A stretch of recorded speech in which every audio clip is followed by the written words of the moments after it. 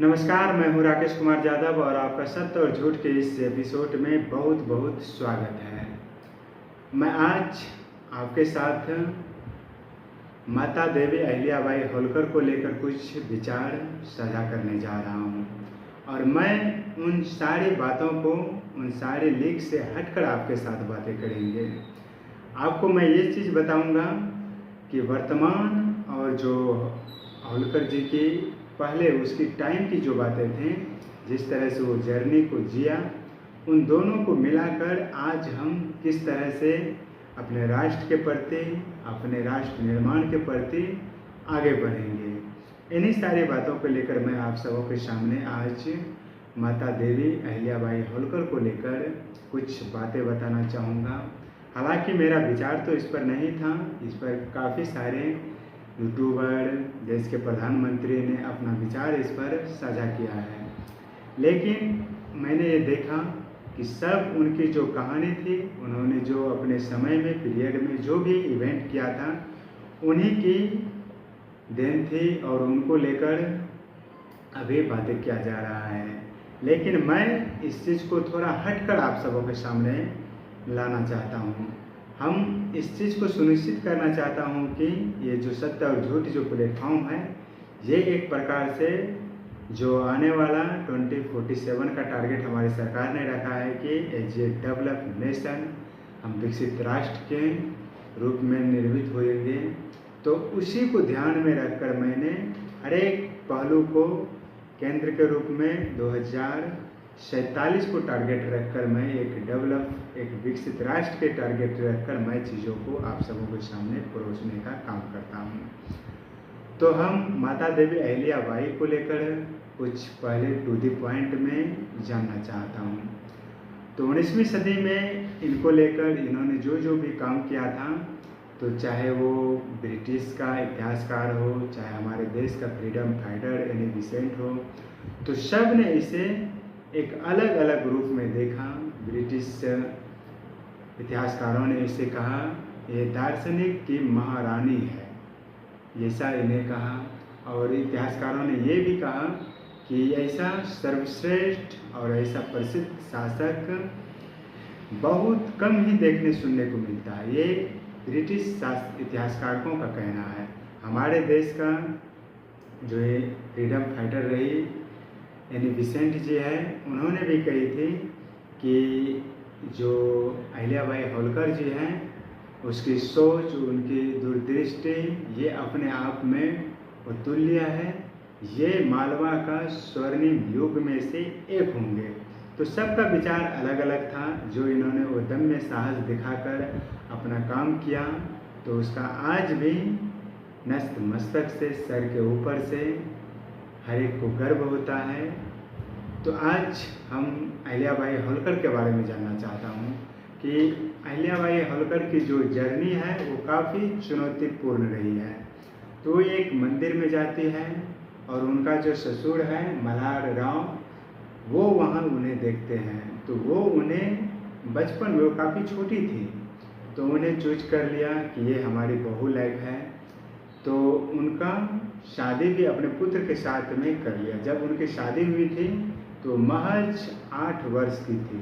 थोड़ा आप बातों को ध्यान से गौर से सुनेंगे। तो मल्हार राव जी एक राजा के रूप में थे, तो उन्होंने इसे मंदिर में देखा और इसे अपने बहू के रूप में इसे स्वीकार किए। और जब इसकी शादी हो रही थी तो उस समय उनका जो एज थी वो महज 8 वर्ष की थी और इनका पति का नाम था खांडे राव। तो वो शिक्षित नहीं थे, पढ़े लिखे नहीं थे और वो पिता के कार्य में अपना दिलचस्पी नहीं दिखाना चाहते थे। तो उनसे शादी कराएं और उन्होंने अपना विश्वास दिखाया कि मैं पति को एक सही रास्ते पर ला लूँगी। तो वो भी संभव हुई। लंबे समय के बाद पति उनकी बातों के अनुकूल चलना शुरू किया और वो अपने पिता के साथ युद्ध में भी जाना शुरू कर दिया था। कुछ समय बाद एक पुत्र एक पुत्री उनको हुए और पुत्र जो थे वो माले राव के नाम से जाने जाते थे और साथ जो पुत्री थी एक मुक्ताबाई के रूप में वो जानी गई। तो दुख से तो उनकी जीवन शुरू ही हुई थी। तो वो एक प्रकार से जब राजा था तो एक छोटी टैक्स के लिए वो एक जगह से दूसरे जगह जाया करते थे। तो उस समय राजपूताना गए वो, जिसे हम आज के दौर में देखें तो आप कह सकते हैं कि राजस्थान का क्षेत्र था वो एक मराठी थे, महाराष्ट्र में उनका जन्म हुई थी। तो वो जब राजपूताना के यहाँ गए तो वहाँ पर वो एक छोटी टैक्स के रूप में, पैसा टैक्स के रूप में उसे लिया करते थे। तो कुछ राजा ने इसे, भरतपुर के राजा थे, वो ये पैसा देने से उसे मना कर दिया। तो उसके विरुद्ध में ये युद्ध किया और 23 वर्ष के उम्र में इनका जो पति था खंडेराव, उनको गोली लगा और वो मौत की नींद सो गए। तो ये अपने आप में एक दुख भरी कहानी है। 23 वर्ष में ये पति से बिछड़ जाते हैं और इनका एक पुत्र एक पुत्री हुई थी और कुछ समय बाद ये अपने पुत्र से भी बिछड़ जाता है। इसका पुत्र एक प्रकार से शरारती थे, नटखट थे। जब शिक्षक लोग उन्हें स्टडी कराने के लिए आते थे तो वो उनके जूते में कुछ बिच्छू या कुछ ऐसे चींटी दे देते थे जो उसे डंक करते थे, तो उसे पीड़ा कष्ट होते थे। तो इससे बड़े मज़ा आते थे। नदी में हाथी नहाते थे तो ये उसे देखने को पसंद करते थे। तो कुछ ऐसे थे उसको।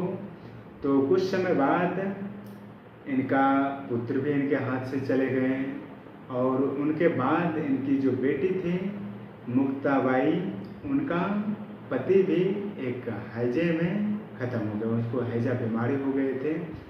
तो इनका दामाद भी चले गए थे। तो एक प्रकार से ये पति जब इसका समाप्त हुआ था तो ये उस समय सती का एक प्रचलन था। तो अहिल्याबाई होलकर जी सोचा कि अब मैं पति के साथ खुद को समाप्त कर लेना पसंद करूँगी।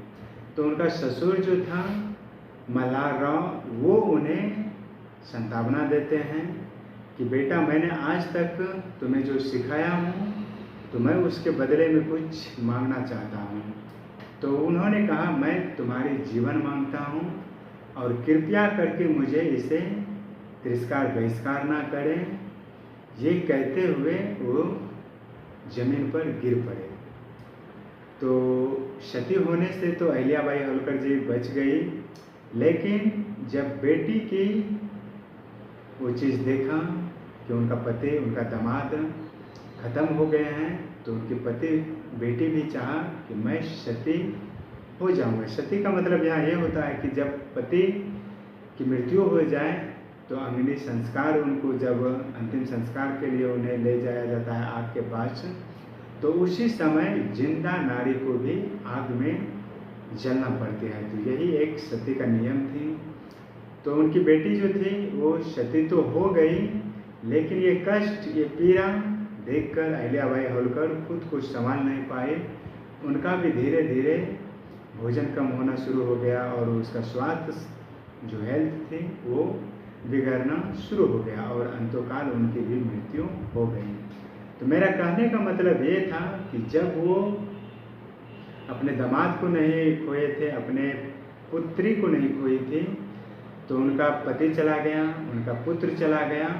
तो वो उस समय पूरी तटस्थ, पूरी मजबूती के साथ काम कर रहे थे और उनके साथ ना जाने कितने चैलेंज का पाठ रहा। तो वो पूरी शिद्दत से उनके साथ लड़ रही थी और उनके अंदर एक परोपकारी, जैसे मैंने बताया कि ब्रिटिश सरकार, ब्रिटिश इतिहासकार जो थे उन्होंने उसे परोपकारी सर्वश्रेष्ठ शासक में से उसे एक मानते थे।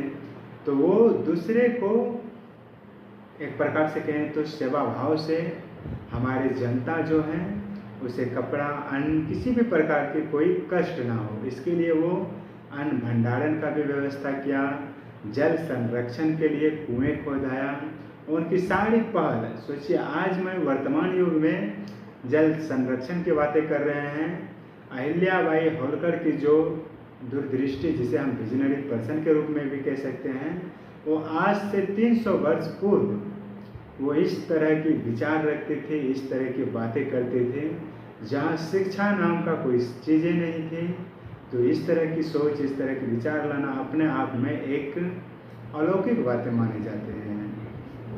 तो उसने उस तरह के काम किए, मंदिर का निर्माण किए। जो मध्य एशिया से लुटेरे या शासक आते थे तो वो यहाँ के मंदिर को लूटते थे, तो उसे ध्वस्त करते थे, तो पुनः उसको निर्माण करते थे ये। तो जैसे कि मैंने शुरू में ही आपको बताया कि ये देवी देवताओं की पूजा में अपना आस्था विश्वास रखते थे, तो वो सारा चीज़ कहीं ना कहीं उसे अंदर से एक मजबूती प्रदान करते थे, एक पॉजिटिव जो ऊर्जा है, वाइब्रेट है, वो क्रिएट करते थे। तो अहिल्याबाई होलकर जो थे वो होलकर वंश से बिलोंग्स करते थे, उससे वो ताल्लुक़ रखा करते थे। और वो अस्पताल का भी निर्माण, स्कूल का भी निर्माण, जो भी एक जनता के लिए आवश्यकता है उन पर पूरी तरह से फोकस किया करती थी। और वो इस चीज़ को जान चुकी थी कि अगर हम जनता के लिए जिएंगे, जनता के बारे में सोचेंगे, तो हम लंबे समय तक इस शासक के रूप में और मजबूती के साथ हमारा जनता जो है वो साथ देंगे। तो ये सारी चीज़ इनके साथ इवेंट हुआ, घटना हुआ। और अंत में जो उनके विचार थे, वो जो उनका पुत्री थी, उनका जो शादी के लिए उन्होंने एक प्रस्ताव रखा था कि उनके पुत्र जो समाप्त हो गए थे, मृत्यु को प्राप्त हो गए थे, तो उनके बाद उन्होंने चोर लुटेरे से निजात पाने के लिए एक सभा बैठाया, मीटिंग बैठाया, और उसमें उन्होंने एक उद्घोषणा किया था। तो उन्होंने की थी कि जो इस राज्य से, जहाँ तक हमारी सीमा है, यहाँ से चोर लुटेरे को समाप्त कर देंगे, उनके साथ मैं अपनी पुत्री की विवाह करा दूंगी। तो ये एक युवा उससे उस समय सभा से खड़ा होकर उन्होंने इस चीज़ को सुनिश्चित किया, और अंतोगत्वा उन्होंने चोर लुटेरे को पूरी तरह से समाप्त किया और उनकी बेटी के साथ शादी भी की। तो इस तरह से वो एक प्रकार से कहें तो अपने परिवार की जो कष्ट पीड़ा देखे थे उससे बहुत मजबूत होकर वो बड़े बड़े निर्णय लेते थे। यहाँ तक बताया जाता है कि जब राजपूताना के यहाँ युद्ध के लिए उसे जाना पड़ा तो वो खुद वहाँ गए और रणनीति स्ट्रेटजी तैयार करके राजपूताना को भी मात किए। तो इसलिए वो एक विशिष्ट शासक के रूप में भी जाने जाते थे। इसीलिए तो उसे कहा जाता है कि लोक देवी माता अहिल्याबाई होलकर। तो आज मैंने 300 वर्ष की कहानी दोहराया। अब मैं वर्तमान में आपको ले जाना चाहता हूँ। वर्तमान में आपको पता होगा जो आदिवासी परिवार से बिलोंग्स करते हैं, हमारे देश के प्रथम नागरिक जो राष्ट्रपति हैं, उनके बारे में मैं कहना चाहता हूँ। उनके ऊपर भी एक बहुत बड़ी, एक प्रकार से कहें तो चैलेंज आया था। अगर वो उससे अपना पीठ पीछे कर लिया करते, आज वो देश की राष्ट्रपति नहीं होती। उनके साथ बहुत दर्द भरी कहानी है। वो भी अपना पति, अपना पुत्र को, दो पुत्र को कम ही समय में अपने से जुदा होते हुए देखा है। और वो बताती है, वो जर्नी जी है। वो कह रही है, कभी कभी अपने जो भाषण हुआ करते हैं उसमें वो बताती है कि मेरे पिताजी था, वो जलावन ईंधन जंगल से लाते थे और उससे आग में जलाकर हम खाना भोजन तैयार किया करते थे। तो वो जो ईंधन हुआ करते थे तो उसे हम प्रणाम करते थे, हमारे पिताजी पहले प्रणाम करते थे। तो कभी कभी मैं ये सोचती थी कि ये तो सूखी लकड़ी है, इसको क्यों प्रणाम करते हैं। तो बड़े ही सरल और सहज से मुर्मू जी राष्ट्रपति के पिता बताते थे। जब राष्ट्रपति उनसे पूछते थे कि पिता ये तो सूखी लकड़ी है, इसे क्यों आप प्रणाम करते हैं जब इसे आग के हवाले करते हैं, तो बड़े ही सरल भाव से बताते थे कि देखिए जब ये जिंदा था हमें फल फूल सब्जी जो भी है वो हमें दिया करते थे।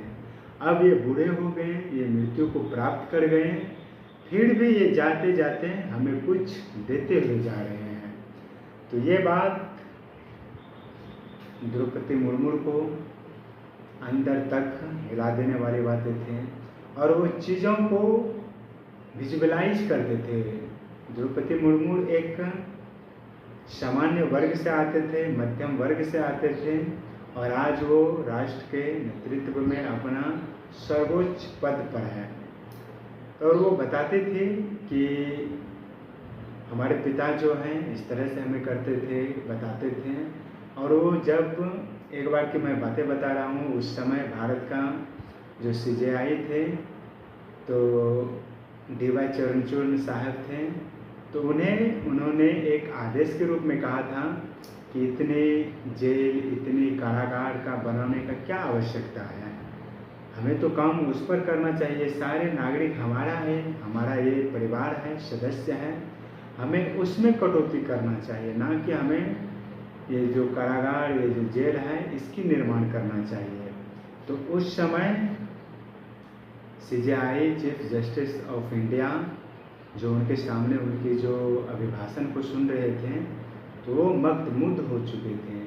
वो उसको एक प्रकार से ऐसा प्रतीत हुआ कि मानो उसको एक विचार कहाँ से आया।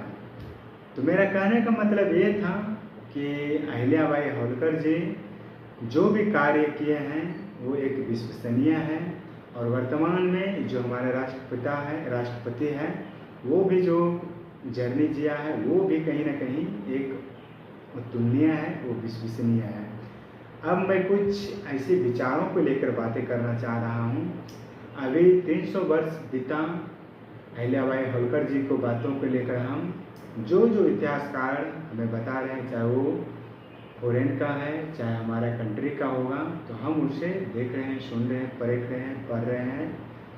तो आज जो हमारे सरकार ने पाकिस्तान के ऊपर जो एक मिशन सिंदूर था उसे पूरी तरह से सक्सेस करार दिया, और उसका जो इंफ्रास्ट्रक्चर डिफेंस का जो भी कैजुअलिटी हुई है वो काफ़ी हुई है। वो अपने आप में पाकिस्तान बुझ रहा है कि हमारा क्या हुआ। तो आज ज़रा इस बात को भी आप समझ सकते हैं, पाकिस्तान का तो क्षति काफ़ी हुआ है, तो उस लेकर वो पाकिस्तान अपना विचार इस तरह से पूरी दुनिया में प्रस्तुत कर रहे हैं, उससे वो बाज नहीं जा रहा है कि हमने भारत का भी राफेल को डैमेज किए हैं, 4 राफेल को, MiG-20 को, जगुआर को, 6 लड़ाकू विमान को मैंने ध्वस्त किया है, और उनका डिफेंस का जो स्थान था उसे भी मैंने टारगेट करके उसे मैंने ध्वस्त किया। और जो 10 मई को जो टारगेट किया था, तो उसको लेकर हम पहले नमाज मैंने पढ़ा, और उसके सुबह मैंने नमाज पढ़ के मैं भारत के ऊपर अटैक करने वाला था, कि उससे पहले भारत ने हमारे ऊपर अटैक कर दिया। तो ये सारे प्रोपेगेंडा इस तरह से पाकिस्तान फैला रहा है, कह रहा है। तो आज इस चीज़ को समझना होगा, ये सारे रिकॉर्ड हो रहा है। आज से 300 पहले तो कोई ऐसा स्मार्टफोन नहीं थे, कोई ऐसा रिकॉर्डेड नहीं थे। जो आधुनिककरण का दौर था, जो एक प्रकार से कहें जितना भी क्लिपिंग्स वीडियो आज रिकॉर्डेड हो रहे हैं वो उस समय नहीं था। फिर भी आज हम इतिहास के बलबूते पर चीज़ों को समझ रहे हैं, जो कह रहा है तो उसे सत्य मानकर हम आगे बढ़ रहे हैं। लेकिन यही 100-150 वर्ष के बाद जब ये चीज़ देखा जाएगा, भारत और पाकिस्तान के बीच मिशन सिंदूर जो था वो कितना सही और उचित रहा। तो जब पढ़ेगा 2 सिक्का का पहलू नजर आएगा। एक तो भारत कहेगा कि हम पूरी तरह से पाकिस्तान को हमने डैमेज किया है, उधर से वो भी कहेंगे कि हमने भी भारत का पूरी तरह से जो उस समय का सबसे आधुनिक 5th जनरेशन का एक प्रकार से कहें तो राफेल को माना जाता है, और पूरी दुनिया में भारत की इकोनॉमी में 4था स्थान को बनाए रखे हैं।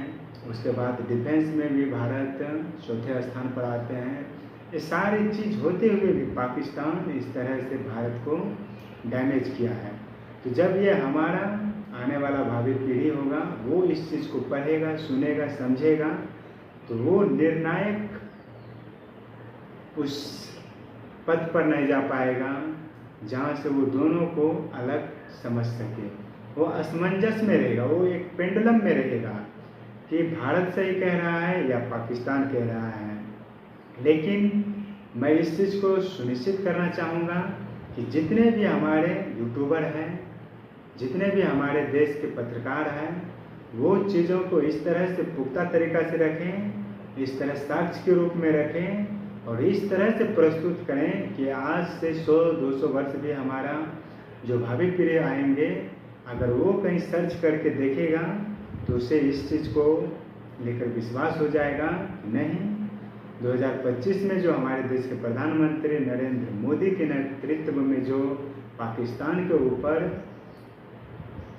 एयर स्ट्राइक किया था, उसके बाद हम भारत की सीमा में रहकर 100 किलोमीटर अंदर जाकर पाकिस्तान का न्यूक्लियर, उनका डिफेंस, इंफ्रास्ट्रक्चर, सारी चीज़ों पर हमने ताबड़तोड़ अटैक किए थे और उसका कैजुअलिटी काफ़ी हद तक मैंने किया था। सिविलियन को छोड़कर, डिफेंस को छोड़कर मैंने टेरर के ऊपर किया था और वो बड़े ही सटीक तरीके से हमला हुआ था। तो इस तरह से हम प्रस्तुत करेंगे तो कहीं ना कहीं उसे विश्वास होगा। अगर हम तोड़ मरोड़ कर चीज़ों को रखेंगे तो वो चीज़ एक पेंडुलम बनेगी, हमारी जो भावी पीढ़ी होगा वो उस चीज़ को नहीं समझ पाएगा।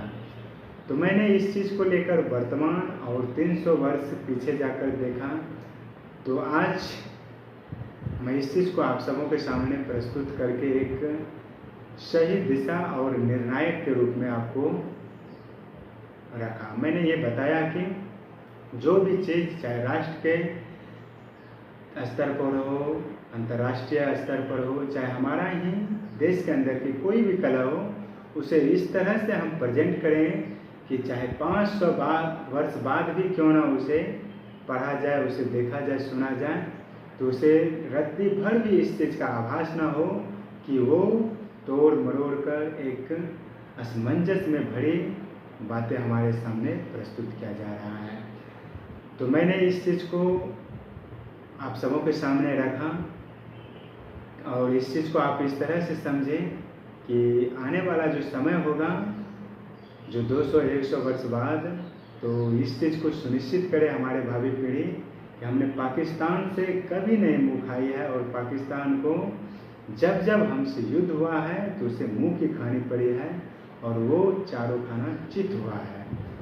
तो माता देवी अहिल्याबाई होलकर को मैं फिर से उनके चरण स्पर्श करता हूँ और 140 करोड़ की तरफ से मैं उसे कोटि कोटि नमन करता हूँ। तब तक के लिए धन्यवाद, नमस्कार। आप अपना ख्याल रखें, अपने हेल्थ पर ध्यान दें। धन्यवाद।